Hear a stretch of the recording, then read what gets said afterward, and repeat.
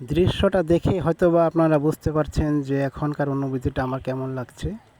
অনেক দিন ধরে দেখতেছি যে এই শাপলা ফুলগুলো শুধু পাতা ছিল, এখন এই নতুন শাপলা ফুলগুলো কিছু কিছু ফুটে বের হয়েছে।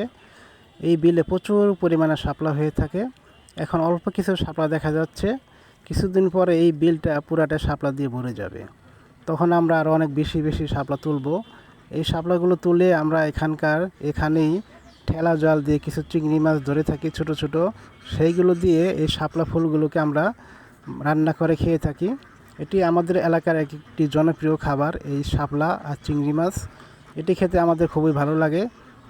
এটি আমাদের জাতীয় ফুল মানে বুঝতে পারতেছেন এর সৌন্দর্যটা কেমন। যখন পুরাটা বিল ভরে শাপলা ফুল ফুটে থাকে তখনকার দৃশ্যটা দেখতে অসাধারণ লাগে।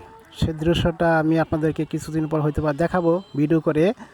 তো এখন আমরা শাপলাগুলো উঠিয়ে নিয়ে যাচ্ছি, এগুলো আমরা চিংড়ি মাছ দিয়ে রান্না করে খাবো ইনশাল্লাহ। আর আমরা মাঝে মধ্যে এখান থেকে শাপলা ফুলগুলো তুলবো, আমরা সেই ভিডিওগুলো ধারণ করবো এবং আপনাদেরকে দেখাবো ইনশাল্লাহ।